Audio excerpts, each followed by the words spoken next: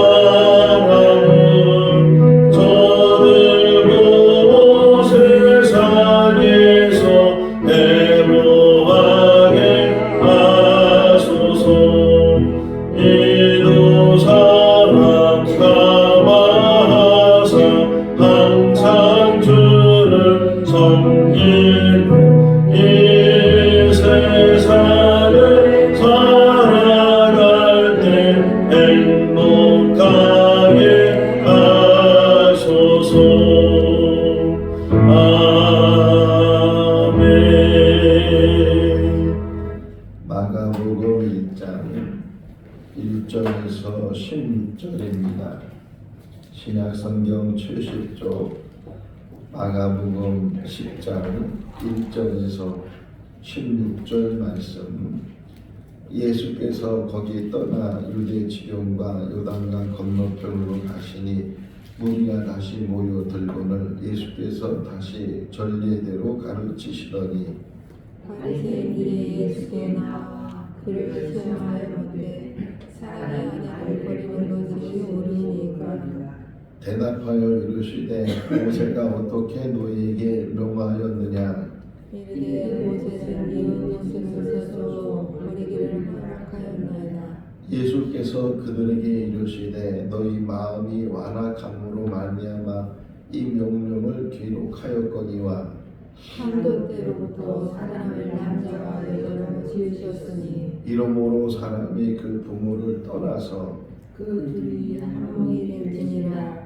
이러한 이제 둘이 아니요 한 몸이니 그러므로 하나님이 짝지어 주신 것을 사람이 나누지 못할지니라 하시더라. 집에서 제자들이 다시 이 일을 물으니 이르시되 누구든지 그 아내를 버리고 다른 데 장가드는 자는 본처에게 간음을 행하며 또 아내가 남편을 버리고 다른 데로 시집가면 간음을 행함이니라. 사람들이 예수께서 만져 주심을 바라고 어린 아이들을 데리고 오매 제자들이 꾸짖거늘 예수께서 멈추어 노하셔 이르시되 어린아이들이 내게 오는 것을 용납하고 금하지 말라. 하나님의 나라가 이런 자의 것이니라. 내가 진실로 너희에게 이르노니 누구든지 하나님의 나라를 어린아이와 같이 받들지 않는 자는 결탄코 그곳에 들어가지 못하리라 하시고 그 어린아이들을 안고 그들이 안수하시고 축복하시니라. 아멘. 할렐루야. 지난 주간은 고난 주간이었고, 그래서 고난 주간 동안에는 가상칠언 십자가 위에서 하신 7말씀을 같이 묵상을 하였고, 다시 이제 우리가 마가복음을 계속 봐왔기 때문에 오늘부터는 그 나머지 마가복음에 있는 말씀을 묵상을 하려고 합니다. 그래서 오늘 이제 10장을 보니까 바리새인들이 예수님에게 시험하기 위해서 결혼에 대해서, 이혼에 대해서 그들이 묻게 되는 그런 말씀을 우리가 보게 됩니다. 오늘 또 4월 이제 첫째 날인데 이 4월 한 달 동안도 하나님의 은혜 가운데 사는 우리 성도들 되고 또 가정적으로도 늘 화목을 이루고 하나님이 주시는 복을 누리는 그런 가정들이 다 될 수 있기를 바랍니다. 창세기 2장을 보면 가정은 하나님이 만드셨다. 하나님께서 아담을 만드셔서 에덴 동산에 두셨는데 홀로 지내는 것이 너무 이렇게 애처로워 보이고 그래서 하나님께서 돕는 배필을 만들어 주시기 위해서 아담의 갈비뼈 하나를 가지고 그리고 하와를 만들어서 아담 앞에 데리고 가니까 아담이 하는 말이 이는 내 뼈 중에 뼈요 살 중에 살이다 이렇게 고백하면서 이해실 사모님 그 공부를 보면 너는 나다 뭐 이렇게 표현을 하는데 그래서 둘이 한 몸이 되는 것이 부부다 이야기를 합니다. 결혼이라는 것은 또 가정이라는 것은 신성한 것이고 하나님이 만들어 주신 건데 그런데 또 한편으로 성경을 보게 되면 올바른 결혼 또 행복한 결혼을 해야 된다 하는 것을 이야기를 해 주고 있어요. 오늘 본문에서도 이런 이혼 문제를 물어봤을 때 예수님께서 그들에게 모세는 뭐라고 그러냐 이렇게 물으니까 그들이 말하기를 모세는 이혼 증서를 주고 버리라고 이 버리라는 표현이 그 당시 시대에 여자의 그 격이 어느 정도였는가 하는 것처럼 버린다는 그런 표현은 물건에 대한 어떤 표현이거든요. 그러니까 여자를 물건처럼 취급하는 그런 시대. 지금은 뭐 남녀 평등 시대고 여성 상위 시대고 그런 말을 하는데 예전에는 여자들은 투표권도 없고 사람 취급도 안 당하는 그런 시대도 있었는데 어쨌든 여기 이혼에 대한 이야기가 나오고 그러면서 이제 벌이라는 그런 표현도 나오게 되는데 여자건 남자건 다 하나님의 창조물이고 하나님께서 한 인격으로 세우셨기 때문에 여자와 남자는 항상 하나님 앞에서 동등한 그런 사람들이다. 왜 갈비뼈로 사람을 만들었겠어요? 여자를 만들었겠어요? 머리로 만들면 머리 꼭대기에 올라갈 것이고 발바닥으로 만들었으면 발바닥처럼 여길 것이고 동등한 입장 속에서 하나님께서 갈뼈를 취하지 않았나 그런 생각을 갖게 돼요. 오늘 새벽에 일어나서 이 말씀을 묵상하면서 잘못된 결혼도 성경에 있으니까 이혼에 대한 이야기가 나오잖아요. 그 대표적인 사람을 생각해 보니까 솔로몬이에요. 아버지 다윗을 이어서 왕이 됐을 때 그가 하나님 앞에 일천번째 제사를 드려서 그가 지혜를 얻게 되고 세상 누구보다도 대단한 지혜를 가지고 하나님께서는 그 솔로몬이 구하는 것이 마음에 드니까 그냥 부귀 영화도 주시고 지혜도 주시고 그랬던 솔로몬인데도 불구하고 결혼을 잘못해서 그러니까 정략 결혼이죠. 그 당시 왕들은 주변에 있는 왕들과 이게 사돈지간이 된다든가 이래 가지고서 서로 화평을 하려고 전쟁을 하지 않으려고 정략적으로 결혼하게 되는 것처럼 솔로몬도 애굽에 있는 그 공주를 자기 아내로 맞이하고 그 외에 이방 나라들의 여자들을 자기 아내로 맞이하는 것. 그러다 결국 마지막에서 말년이라는 표현이 나오더라고요. 솔로몬이 젊었을 때는 힘이 있을 때는 자기가 지혜를 가지고 잘 다스리기도 하고 잘 절제하기도 하고 그랬던 솔로몬이지만 결국은 말년에 가서는 그 여자들의 그 곤고 여자들의 이야기들을 이기지 못하고 여자들이 섬기는 우상을 섬기고 산당을 만들고 우상을 숭배하고 하나님이 몇 번씩이나 그러면 안 된다고 얘기했는데도 불구하고 결국은 솔로몬은 마지막에 하나님으로도 번임을 받는 결국은 그 이후로 나라가 두 동강이 나는 그런 일들을 보게 되고 자 노아 시대를 다시 한번 생각해 보면 노아 때 홍수 심판이 있었잖아요. 하나님께서 노아에게 방주를 만들라 그러고 그리고 이제 주야로 40일 동안 하늘의 문이 열리고 땅의 샘이 다 이렇게 열려져서 그래서 하늘과 땅에서부터 큰 물이 홍수가 시작이 돼서 결국은 방주 안에 있는 사람만 살게 되는 그런 이야기를 보게 되는데, 근데 그게 6장부터 시작되는 이야기거든요. 6장 2절을 보면 뭐라고 표현되어 있느냐? 하나님의 남자들이 사람의 여자들을 사랑해서 아내로 맞이하게 됐다. 표현적인 건데, 하나님의 사람들이 하나님을 믿지 않는 사람들, 하나님을 알지 않는 사람, 더 나아가서는 우상을 섬기는 사람들, 이런 사람들을 아내로 맞이하게 되니까 그 가정이 결국은 바로 서지 못하게 되고 죄악이 가득하게 되고, 하나님께서 사람을 만드신 것을 후회하셨다 할 표현을 할 정도로, 그래서 결국은 물로 심판하시게 되는, 그러니까 결혼이라는 것은 신성한 것이고 아담과 하와가 만나게 되는 것도 다 하나님이 만드신 일이지만, 그럼에도 불구하고 잘못된 결혼은 가정을 파멸시키게 되고 그 공동체를 무너뜨리게 된다. 느헤미야의 마지막 부분을 보면요, 그 마지막 부분이 이방 여인과 결혼하는 것을 다 물르라는 거예요.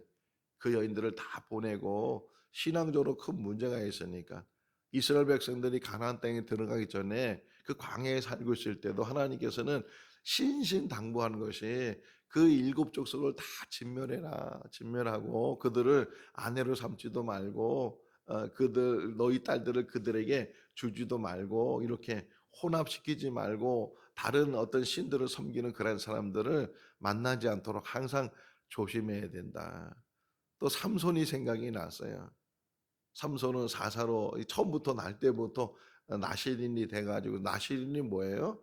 삭도도 되지 않고 또 이렇게 부정한 것을 취하지도 아니하고, 더 나가서는 결혼도 안 하는 게 나실인인데, 이 삼손은 여자를 좋아하는데 그것도 블레셋 여자를 좋아해서 결국은 그 일로 인해서 큰 어려움을 당하게 되고, 심지어는 들릴라라는 여자를, 기생인데 이 기생을 좋아해서 결국은 죽게 되는 그러한 이야기를 통해서, 이 결혼이라는 것은 너무 신성한 것이고 또 귀한 것이고, 반드시 이 결혼, 남자와 여자를 만든, 여기도 오늘 본문에 나오잖아요. 8절 6절 말씀에 보면 하나님께서 창조 때부터 남자와 여자를 만드셨다. 지금의 또 문제는 뭐예요? 동성애 문제. 하나님은 분명히 남자와 여자가 부부가 돼서 신랑 신부가 돼서, 우리 605장 이것은 결혼식 때 부르는 찬송가인데 전혀 교회에서 부를 수 없는 그런 가사 내용도 있지만, 그럼에도 불구하고 지금 결혼에 대한 이야기 때문에 한번 이 찬송을 같이 불렀는데, 남자와 여자의 신랑과 신부가 한 몸 돼서 그들이 하나님을 잘 섬기고 행복한 가정을 이루게 해달라고 이렇게 이야기하고 있는데, 주님께서도 분명히 하나님은 남자와 여자를 만드셨다. 남자와 여자가 만나서 가정을 이루어야 된다. 그런데 요즘 보세요. 시대가 얼마나 악해진. 또 하나, 그 홍수 심판 때 또는 어느 때 보면 소돔과 고모라 시대를 보면, 소돔과 고모라 때에 천사 두 명이 이제 롯을 찾아 그곳에 갔는데, 그 주변에 있는 사람들이 남자 두 명이 롯의 집에 들어간 것을 알고서 그들이 찾아와 가지고서 그 두 사람을 내놓으라고. 그래서 표현하는 게 뭐냐면, 우리가 그들과 상관하겠다, 이 말은 이게 성행위를 하겠다, 그런 의미거든요. 그러니까 남자들이 남자를 불러다가 성행위를 하는 게 뭐예요? 이게 바로 지금 말하는 동성애잖아요. 예. 남자와 여자, 여자와 남자가 만나서 가정을 이루고 부부가 되고, 그래서 정말 행복한 가정과 아름다운 가정을 이루어야 되는데, 그러지 못하는 그런 일들을 보면서 참 이 시대가 어떤 시대가, 어떤 면에서는 소돔과 고모라 시대이고, 더 나아가서는 창세기 6장에 말씀드린 것처럼 그런 시대에 우리가 지금 살아가고 있다 하는 것을 우리가 생각해 볼 수가 있어요. 또 반면에 정말 좋은 사람들끼리 만나서 서로 마음이 하나 되고, 여기 보세요. 한길 가게 하십시오. 찬송가 가사 중에 한길 가게 해주시고, 마음이 또 생각이 뜻이 하나 되게 해달라고 이렇게 간청하는 그런 가사를 볼 수 있는 것처럼, 부부로 만나는 것은 얼마나 큰 인연이겠어요. 지금 이 지구상에 70억 이상의 인구가 살고 있다는데, 그 많은 남자와 여자가 살고 있는데 그 중에서 부부가 된다는 것, 이거는 어떤 면에서는 대단한 일이잖아요. 지금도 우리 주변에 여자들도 많고 남자들도 많고, 그런데 그 중에서 평생을 같이 부부로 살기로 같이 마음을 하나 돼서 그래서 부부로 산다는 것이 얼마나 귀한 일인가. 또 올바른 부부들도 나오잖아요. 그 대표적인 인물 중에 한 부부가 브리스길라와 아굴라 같은 고린도에 이제 그들이 로마에 살고 있다가 고린도까지 쫓겨나게 되고 거기 이제 낙심해서 고린도로 왔는데 마침 또 바울이 아덴에 갔다가 큰 실망을 갖고 고린도로 가게 됐는데 서로 같은 일이 생업이 같아서 서로 만나서 같이 지내다 보니까 이제는 일 때문에 같이 관계를 갖는 것이 아니고 하나님의 일로 평생의 동역자잖아요. 로마서 16장에 보면 브리스길라 아굴라를 칭찬하면서 그들은 나를 위해서 자기들 목숨까지도 내놓는 사람들이다. 이렇게 칭찬하는 것처럼 이 두 부부는 바울을 만나면서 그 마음이 더욱더 하나 되고 또 평생을 하나님의 일의 동역자로 이렇게 쓰임을 받았던 것처럼 이렇게 아름다운 부부도 있는 것을 우리가 볼 수가 있어요. 오늘 본문을 다시 한번 좀 2절 한번 다시 읽어볼까요? 바리새인들이 예수께 나와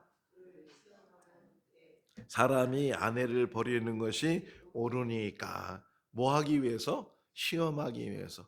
뭐 정말 몰라서 또 궁금해서 알고 싶어서 이 베레아 사람들처럼 정말 하나님의 말씀을 상고하면서 어떻게 하면 이 말씀이 정말 그런 말씀인가 이런 마음을 가지고 예수님께 질문하는 것이 아니고 어떻게 하면 예수를 넘어뜨릴 수 있을까?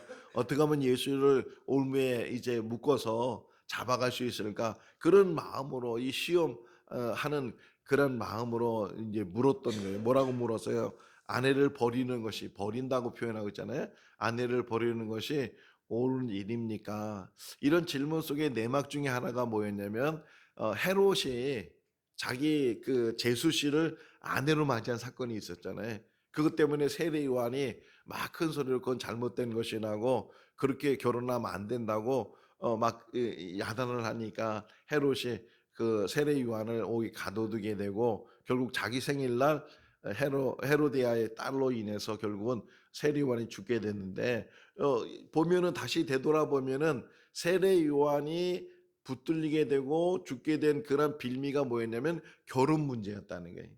결혼에 대해 잘못된 결혼에 대해서 바르게 지적했는데 그것이 오히려 세례원을 죽게 되는 그런 원인 제공이 된 것처럼 지금 어떤 면에서는 이 바리새인들도 시험했다 그러잖아요. 이 결혼에 대해서 이혼에 대해서 예수님이 어떤 생각을 가지고 있는가 이런 생각을 했을 때 계속 바리새인들 이것뿐만 아니라 계속 이제 권위에 대해서도 시험하고 계속 예수님에 대해서 여러 가지 뭐 제자들의 잘못하는 부분들 손도 안 씻고 뭐 곡식을 먹어 비볐다는 등 이런 것 때문에 시험하는데 계속 시험에서 올무를 만들려고 그러는 가운데 지금 예수님께 물었다는 거예요. 그래서 예수님께서 참 지혜로우시죠. 금방 답하는 것이 아니고 너희들이 믿고 있는 너희들이 알고 있는 그런 지식에 대해서 또 모세의 법에 대해서 율법에 대해서 어떤 생각들 어떤 지식을 가지고 있는가 이렇게 물었을 때 이혼이 타당하다는 거예요. 이혼도 할 수 있다. 근데 이 당시에 이혼은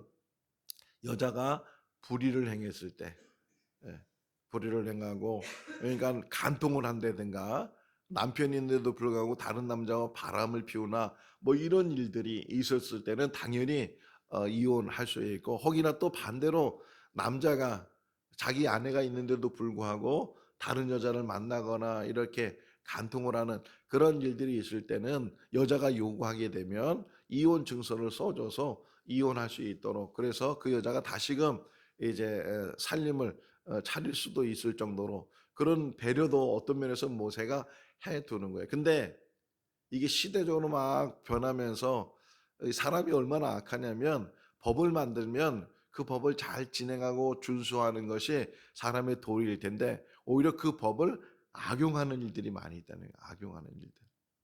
그래서 예수님 당시만 해도 이 여자에 대해서 아까 여기 있잖아요. 계속 버렸다는 그런 물건 취급하게 되고 그러다 보니까 자기 소유라는 생각을 가져서 함부로 하게 되고 또 다른 여자가 더 자기 마음에 들게 되면 그 여자를 그 먼저 이제 맞았던 아내를 버리는 일들이 그냥 일반적으로 일어나는 그런 상황 속에서 지금 주님이 말씀하시는 거예요. 함부로 버리지 말고 어쩔 수 없이 부득이해서 이혼하는 일도 없잖아 있으니까 그것은 주님이 인정하시지만 그럼에도 불구하고 하나님이 짝지어 주신 거니까 어떻게 사람이 그것을 가를 수 있겠느냐. 그러니까 처음부터 잘 만나야 될 것이고 또 만난 사람들끼리 어떻게 그 전에 결혼하기 전에 살았던 그 삶이 어떻게 똑같을 수 있겠어요. 다 다른 환경에서 또 다른 교육을 받으면서 살았기 때문에 또 그 최수종이 그런 말을 했어요. 그런 이렇게 하더라고요. 뭐 불후의 명곡에 나와서 딱 하는 얘기가 첫 번째 "어떻게 그렇게 행복하게 결혼 생활을 합니까?" 이게 질문하면서 어 대답이 뭐냐면 남자와 여자는 완전히 달라요. 그걸 아는 게 지혜라는 거예요. 남자와 여자는 정말 완전히 달라요. 생각하는 것도 다르고 똑같은 것을 가지고도 생각의 차이가 있고 이런 다르다는 거예요.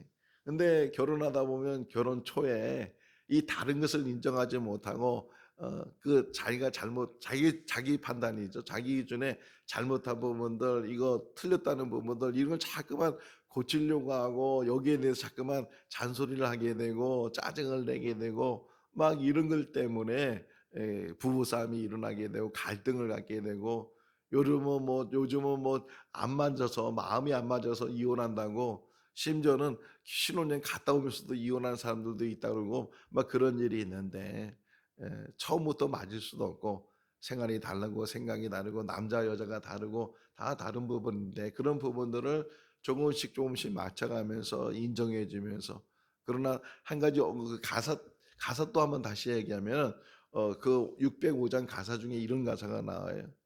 주 안에서, 주 안에서. 부모 공경도 마찬가지잖아요. 에베소서 6 장에서 보면 어떻게 공경하라고요? 주 안에서. 항상 신앙 안에서. 가장 성경에서 가장 이 갈등이 심한 게 뭐냐? 종교적인 갈등이었거든. 하나님께서 이방 여자를 왜 아내로 얻지 말라 그랬어요? 종교적인 갈등 때문에 그랬는데 꼭 이 종교가 같아도 문제가 생기는 게 뭐예요? 주 안에 있지 않을 때. 예. 주 안에 있는 것처럼 보이지만 주 안에 있지 않을 때 서로 자꾸만 이것 때문에 갈등이 심고 골이 깊어지게 되고 그래서 그로 인해서 어려움을 당하게 되는 일들이 얼마나 많이 있는가 하는 것이에요.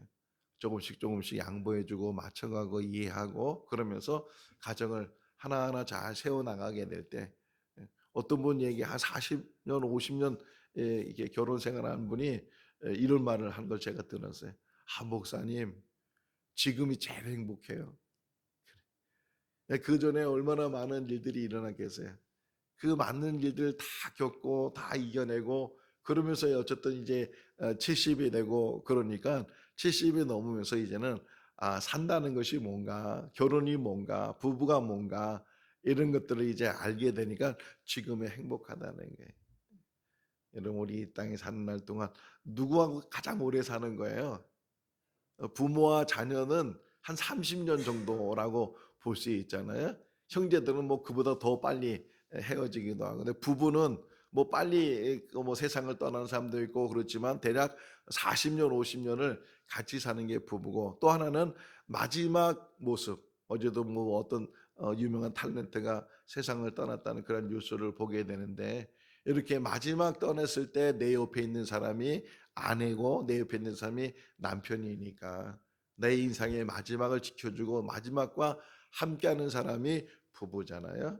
그러니까 부부라는 것을 여기서 그래서 하나님이 짝지어 주신 것을 너희가 함부로 가르지 말아야 된다 하는 것을 다시금 우리에게 이야기를 해주고 있고 하나만 좀 더 보면 지금 어린아이 이야기가 나오죠. 13절에 보게 되면 예수님이 말씀하실 때 많은 사람들이 모이게 되고 그 가운데 어떤 사람들은 자기 아이들을 예수님께 데리고 왔어요. 그랬을 때 제자들이 통제를 한단 말이에요.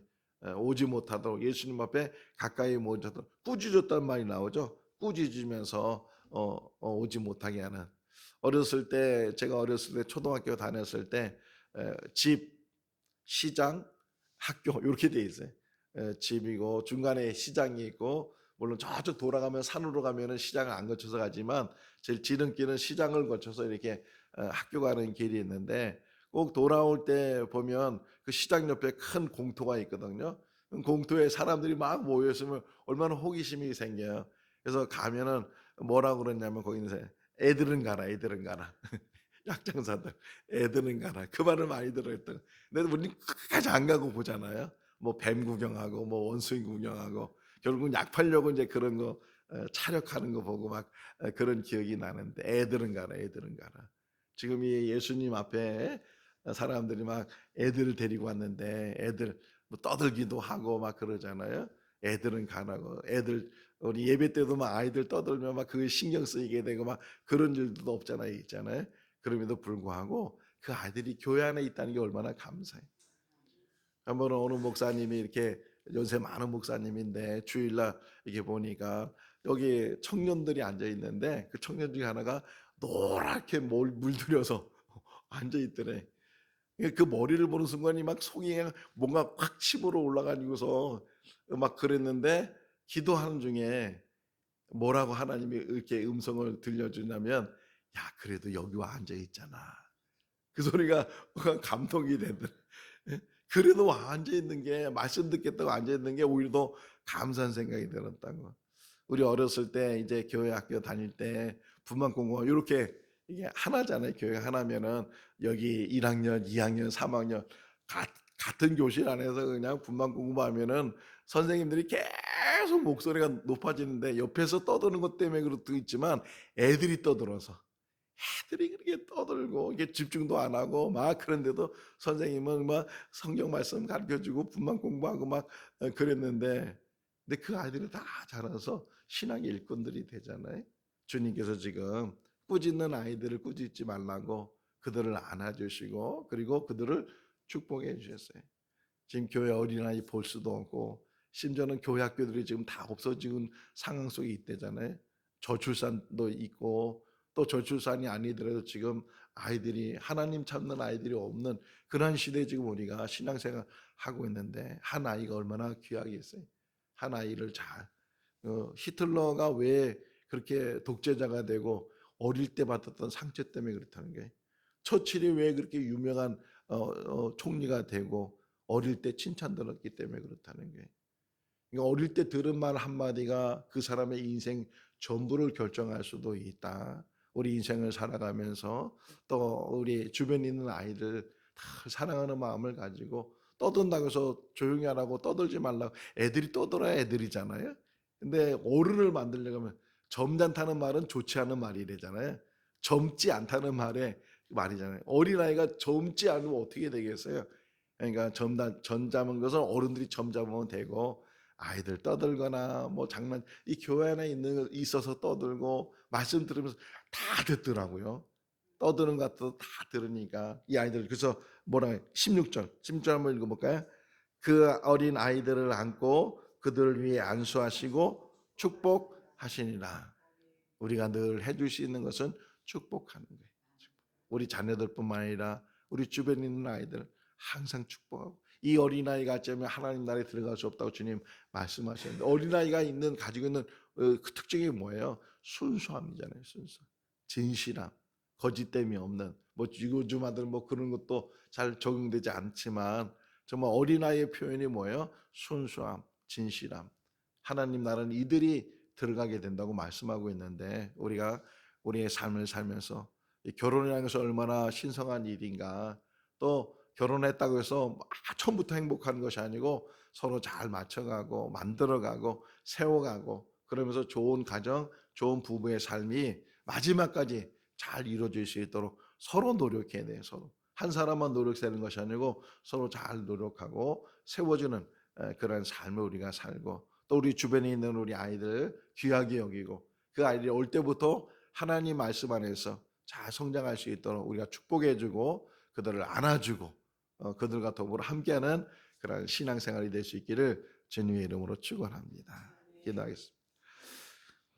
사랑이 많으신 하나님 아버지, 어제 저희들 부활주의를 맞이해서 부활의 큰 기쁨을 누리게 해주신 것 감사합니다. 이것이 하루의 행사로 끝나지 않게 해주시고 매일매일이 부활의 신앙이 되게 해주시고 부활하신 예수님을 찬양하며 또 다시 오실 예수 그리스도를 기대하며 하루하루를 사는 우리들 되게 하여 주시옵소서. 또 이 땅에 사는 날 동안 또 부부로 세워주셔서 가정을 이루게 해주시는데 아름다운 가정을 만들어 갈 수 있도록 또 믿음의 가정을 만들어 갈 수 있도록 아버지 하나님께서 은혜 베풀어 주셔서 한 방향을 보게 하시고 하나님 날 향해서 함께 가는 동역자, 동반자, 동행자가 되게 하여 주시옵소서. 어린아이를 귀하게 여길 수 있도록 도와주시고 또 교회에 많은 어린아이들이 아버지 하나님 돌아올 수 있도록 그 발걸음을 인도하여 주셔서 다시금 한국 교회가 바르게 세워지게 하여 주시옵소서. 다음 세대가 아버지 세워지지 않으면 교회가 무너지고 복음이 무너지게 됩니다. 이 다음 세대를 위해서 더욱더 관심을 갖고 다음 세대를 위해서 힘쓰는 교회들, 성도들이 다 되게 하여 주시고 생거진증교 안에서도 많은 어린아이들이 와서 하나님의 말씀으로 양육받고 이 시대에 올바른 일꾼들로 세워나갈 수 있도록 역사하여 주시옵소서. 오늘도 주 안에서 복된 하루의 삶을 살게 하여 주시기를 간절히 바라옵고 예수 그리스도 이름으로 기도하옵나이다. 아멘. 마쳤습니다. 자유롭게 기도하시기 바랍니다.